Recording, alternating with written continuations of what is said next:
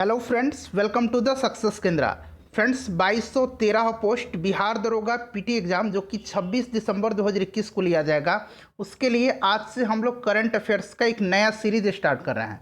जी हाँ friends, current affairs के जितने भी इंपॉर्टेंट क्वेश्चन हैं, केवल और केवल जो इंपॉर्टेंट क्वेश्चन है उन्हीं को हम इस सीरीज में कवर करने वाले हैं। देखिए फ्रेंड्स, 500 प्लस इंपॉर्टेंट क्वेश्चंस का यह सीरीज होगा और आज हमारा यह पहला पार्ट है। पार्ट वाइज मैं आपको कवर करवा दूंगा ताकि वीडियो ज़्यादा बड़ी ना हो और मीडियम लेंथ की वीडियो होगी ताकि सभी लोगों को देखने में सुविधा हो। हमारा आज यह पहला पार्ट है फ्रेंड्स। चैनल पर अगर आप पहली बार आए हैं तो सब्सक्राइब कर लीजिएगा और बेल आइकन को ज़रूर दबा लीजिएगा ताकि जब भी इस तरह का कोई भी इंपॉर्टेंट वीडियो अपलोड किया जाए तो उसका नोटिफिकेशन सबसे पहले आपके पास पहुंच जाए। तो चलिए फ्रेंड्स, बिना देरी किए हुए आज का पहला जो पार्ट है करंट अफेयर्स का उसको हम लोग स्टार्ट करते हैं। फ्रेंड्स, प्लीज़ वीडियो को लाइक और शेयर जरूर कर दीजिएगा। तो फ्रेंड्स, जैसे कि मैंने आपको बताया था कि आज से हम लोग करंट अफेयर्स का न्यू सीरीज स्टार्ट करें, स्पेशली बिहार दरोगा पीटी एग्जाम के लिए यह इंपॉर्टेंट है। और देखिए फ्रेंड्स, पहला प्रश्न देखेंगे। आज का हमारा पहला प्रश्न है कि टोक्यो ओलंपिक 2020 की पदक तालिका में प्रथम स्थान प्राप्त करता देश कौन सा है। सबसे पहले आप ओलंपिक से संबंधित जितने भी फैक्ट्स हैं उनको आप ध्यान रखेंगे क्योंकि इस वर्ष ओलंपिक हुआ है और संभावनाएं इस तरह हैं कि इस बार ओलंपिक से संबंधित बेसिक प्रश्न आपके एग्जाम में देखने को मिलेंगे। देखिए, ओलंपिक खेलों की शुरुआत जो है सर्वप्रथम 1896 ईस्वी में, ध्यान रखेंगे कब, तो 1896 ईस्वी में यूनान की राजधानी एथेंस में हुई थी। अंतर्राष्ट्रीय ओलंपिक समिति का मुख्यालय जो है ये स्विट्जरलैंड के लुसाने शहर में है। ठीक है, मुख्यालय कहाँ पर है अंतर्राष्ट्रीय ओलंपिक समिति का, तो स्विट्जरलैंड के लुसाने शहर में। और इस वर्ष जो टोक्यो ओलंपिक हुआ है 2020 में हालांकि होना था लेकिन ये 2021 में आयोजित किया गया है, यह ओलंपिक खेलों का 32वां संस्करण था। तो ये संस्करण भी आपको ध्यान रखना है।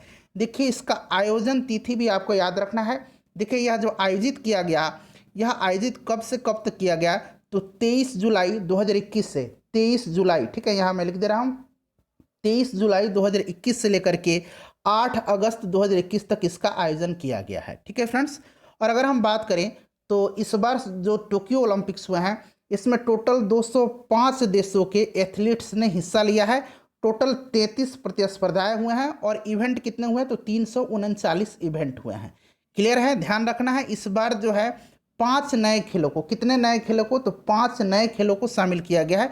इनके बारे में आगे प्रश्न मिलेंगे, उन पर हम डिटेल में चर्चा करेंगे। सिर्फ आपको ध्यान रखना है 5 नए खेलों को इस वर्ष जो है शामिल किया गया। ये इसका 32वां संस्करण था, आयोजन टोक्यो में किया गया है। अच्छा, 33वां संस्करण पूछा जाए कि इसका आयोजन कहाँ किया जाएगा, तो ध्यान रखेंगे 33वें संस्करण का जो आयोजन है ये आयोजन कहाँ किया जाएगा, तो फ्रांस की राजधानी पेरिस में किया जाएगा 2024 में। ठीक है, 2028 में लॉस एंजल्स में किया जाएगा और ये इसका 2028 में 34वां संस्करण होगा। 2032 में जो कि 35वां संस्करण होगा, इसका आयोजन कहाँ किया जाएगा, तो 2032 में ऑस्ट्रेलिया के ब्रिस्बेन में किया जाएगा। ठीक है फ्रेंड्स, ये भी आप याद रखेंगे, ऑस्ट्रेलिया के ब्रिस्बेन में।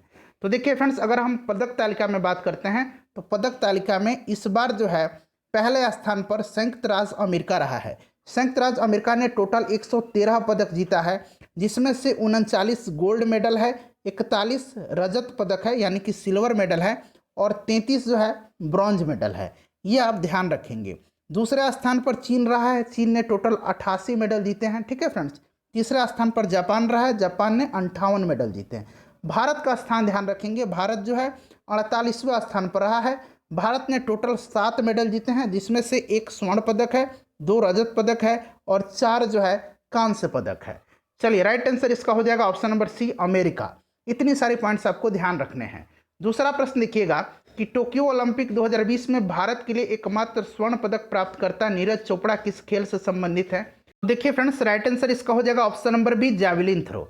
ध्यान रखेंगे फ्रेंड्स, नीरज चोपड़ा ने 87.58 मीटर, ठीक है, ये आपको आंकड़ा एग्जैक्ट याद रखने हैं, 87.58 मीटर भाला फेंक करके भारत को स्वर्ण पदक दिलाया था।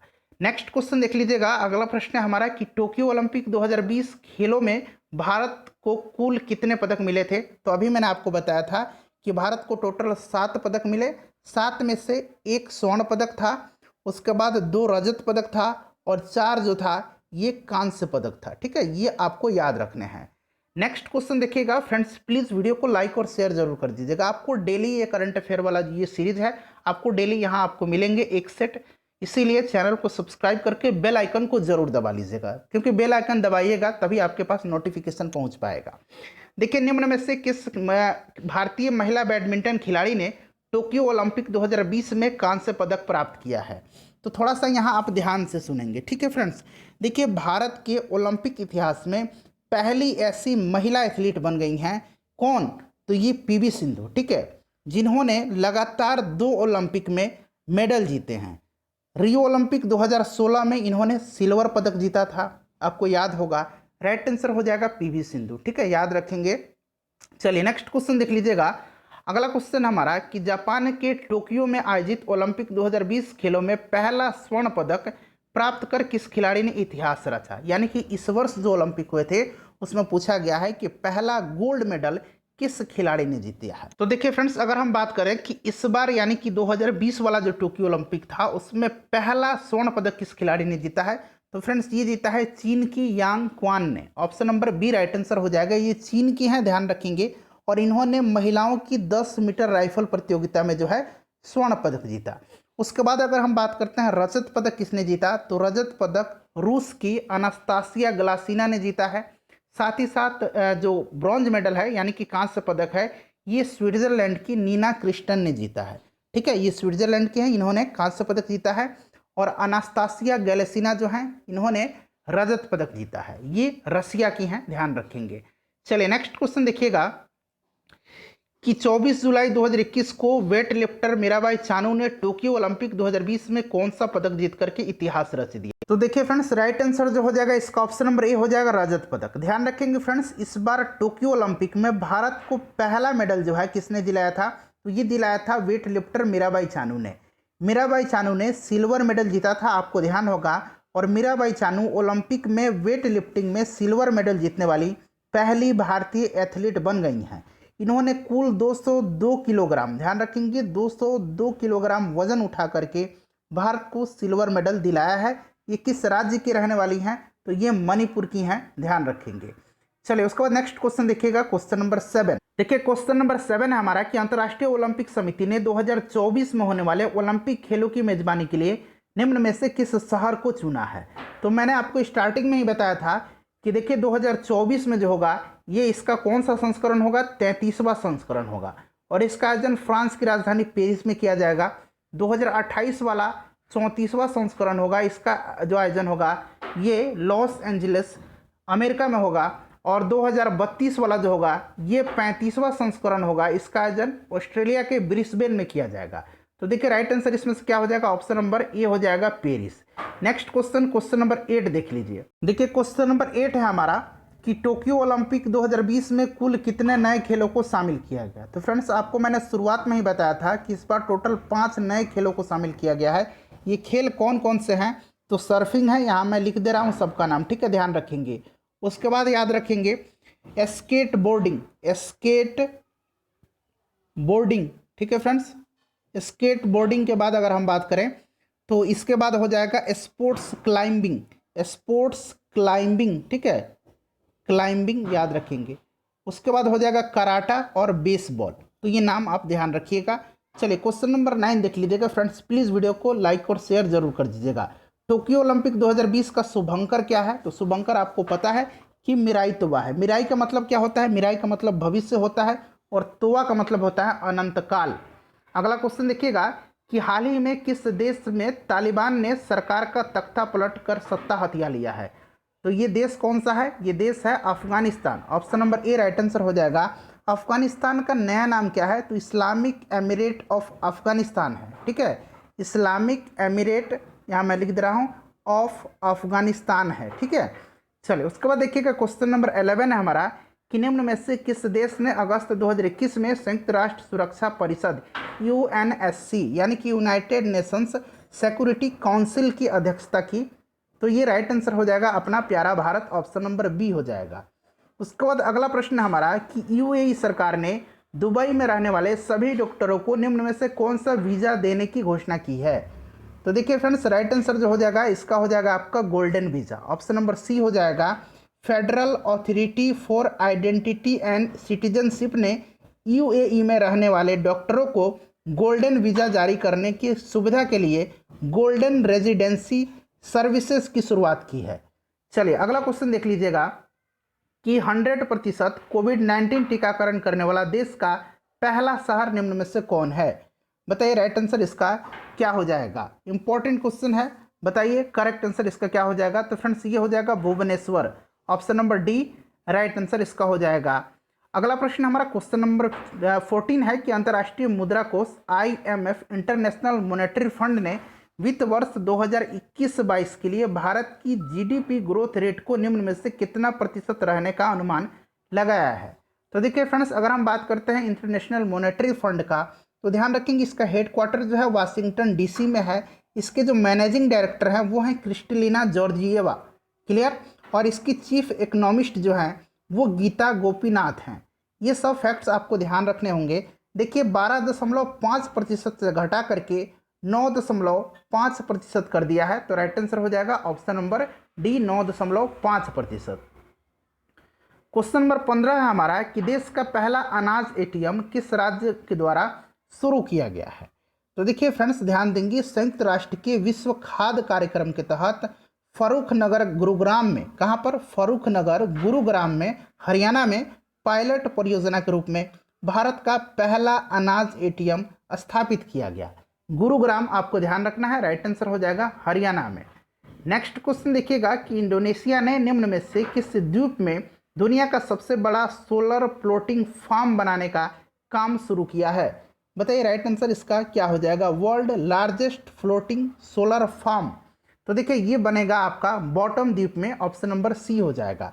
सिंगापुर का सनशिप ग्रुप बनाएगा। कौन बनाएगा? तो सिंगापुर का जो सनशिप ग्रुप है यही जो है इसका निर्माण करेगा इंडोनेशिया के बॉटम द्वीप में, world largest floating solar farm का। चलिए नेक्स्ट क्वेश्चन देख लीजिएगा कि किस राज्य सरकार ने शुद्ध पेयजल उपलब्ध करवाने के लिए ड्रिंक फ्रॉम टैप योजना शुरू किया है। बहुत ही इंपॉर्टेंट क्वेश्चन है। तो देखिए राइट आंसर इसका हो जाएगा उड़ीसा। इसका उद्घाटन किसने किया?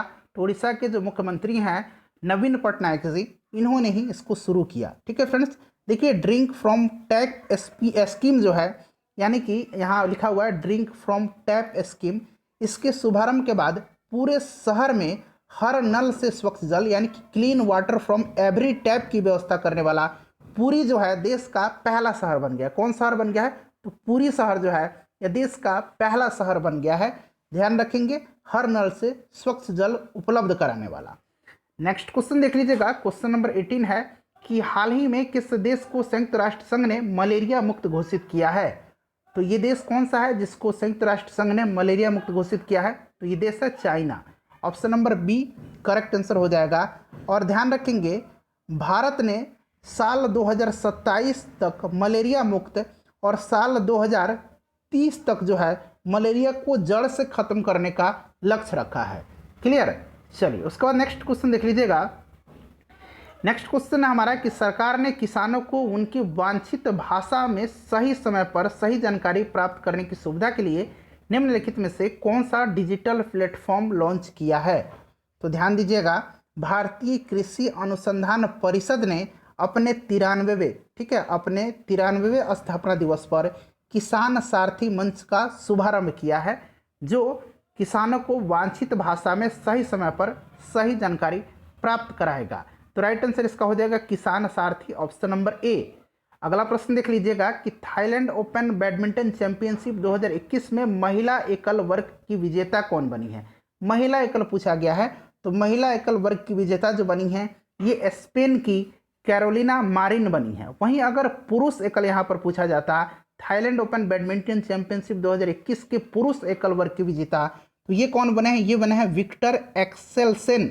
यहाँ मैं नाम लिख दे रहा हूँ, विक्टर एक्सेलसेन। ठीक है फ्रेंड्स, ये कहाँ के हैं? तो ये डेनमार्क के हैं। ठीक है, इनका नाम याद रखिएगा, ये पुरुष एकल के विजेता हैं। उसके बाद देख लीजिएगा कि कोविड-19 की प्रतिरक्षी दवा जो कोवैक्सीन है, इसकी निर्माता कंपनी कौन सी है। तो देखिए इसकी जो निर्माता कंपनी यह है भारत बायोटेक कंपनी लिमिटेड। वहीं अगर आपसे कोविशील्ड पूछा जाता तो कोविशील्ड का सीरम इंस्टीट्यूट ऑफ इंडिया हो जाएगा। क्वेश्चन नंबर 22 देखिएगा। और फ्रेंड्स वीडियो के लास्ट में आप लोग बता दीजिएगा कि सेशन आपको कैसा लगा, 2 शब्द आप जरूर लिख दीजिएगा। देखिए 67वें राष्ट्रीय फिल्म पुरस्कारों के तहत किसे सर्वश्रेष्ठ अभिनेत्री का पुरस्कार दिया गया है। तो अभिनेत्री का पुरस्कार देखिए अभी हाल ही में इसका वितरण किया गया है पुरस्कार का। और सर्वश्रेष्ठ अभिनेत्री का जो अवार्ड दिया गया है ये कंगना रनौत को दिया गया है। सर्वश्रेष्ठ अगर एक्टर पूछा जाए यानी कि अभिनेता पूछा जाता तो ये मनोज बाजपेयी और धनुष को संयुक्त रूप से दिया गया है। वहीं अगर आपसे पूछा जाए कि बेस्ट सपोर्टिंग एक्टर का अवार्ड तो ये विजय सेतुपति को दिया गया। और बेस्ट जो सपोर्टिंग एक्ट्रेस है इसका अवार्ड जो है पल्लवी जोशी को दिया गया। ठीक है, पल्लवी जोशी को बेस्ट सपोर्टिंग एक्ट्रेस का और विजय सेतुपति को बेस्ट सपोर्टिंग एक्टर का अवार्ड दिया गया। उसके बाद मोस्ट फिल्म फ्रेंडली स्टेट का जो अवार्ड है ये सिक्किम को दिया गया। सबको ध्यान रखिएगा। देखिए राष्ट्रीय टेबल टेनिस चैंपियनशिप 2021 की महिला एकल वर्ग की विजेता कौन है। तो देखिए फ्रेंड्स राइट आंसर जो हो जाएगा ये हो जाएगा Manika Batra, option number A हो जाएगा। नेक्स्ट क्वेश्चन है हमारा 24 नंबर कि निम्नलिखित में से किसे वर्ष 2019 के लिए प्रतिष्ठित दादा साहब फाल्के पुरस्कार से सम्मानित किया गया। देखिए ये जो था 91वां था। ठीक है, 91वां दादा साहब फाल्के पुरस्कार जो है ये रजनीकांत को दिया गया है, ऑप्शन नंबर डी सही आंसर हो जाएगा। नेक्स्ट क्वेश्चन देखिएगा कि मार्च 2021 में 9वां हार्ट ऑफ एशिया, यहाँ हार्ट ऑफ एशिया लगा लीजिएगा, हार्ट ऑफ एशिया मंत्री स्तरीय सम्मेलन में जो था मंत्री स्तरीय सम्मेलन कहाँ आयोजित किया गया। तो देखिए इसका आयोजन जो है तजाकिस्तान के दुशानबे में किया गया, तजाकिस्तान के दुशानबे में किया गया है, ध्यान रखेंगे। राइट आंसर हो जाएगा तजाकिस्तान। और फ्रेंड्स इसमें भारत के विदेश मंत्री एस जयशंकर ने हिस्सा लिया था। ठीक है, ये भी आपको ध्यान रखना है। उसके बाद देखिए मार्च 2021 में प्रारंभ ग्रामीण उजाला योजना के संबंध में निम्न में से किससे है, यानी कि इसमें से कौन सा सही है। तो देखिए 10 रुपये में एलईडी बल्ब प्रदान किया जाएगा इस योजना के तहत। तो राइट आंसर हो जाएगा ऑप्शन नंबर ए सस्ता एलईडी बल्ब प्रदान करना। उसके बाद देखिएगा प्रतिष्ठित प्रित्जकर आर्किटेक्चर पुरस्कार जो है, प्रित्जकर जो है ये आर्किटेक्चर के क्षेत्र में दिया जाता है, ध्यान रखना है किससे प्रदान किया गया है। तो देखिए ये प्रदान किया गया है आपको फ्रांस के आर्किटेक्ट एनी लैकटन और जीन फिलिप वासल को। तो ऑप्शन नंबर डी हो जाएगा, ये फ्रांस के हैं, ध्यान रखिएगा। देखिए 12 मार्च 2021 को साहित्य अकादमी ने वार्षिक अकादमी पुरस्कार की घोषणा की है। इससे संबंधित निम्न कथनों पर विचार कीजिए। देखिए पहला स्टेटमेंट दिया गया है अरुंधति सुब्रमण्यम के कविता संग्रह when God is a traveller के लिए उन्हें अंग्रेजी भाषा के लिए साहित्य अकादमी पुरस्कार से सम्मानित किया गया, सही दिया गया है। उसके बाद साहित्य अकादमी ने 20 भारतीय भाषाओं में इस वार्षिक पुरस्कार की घोषणा की, ये भी सही दिया गया है।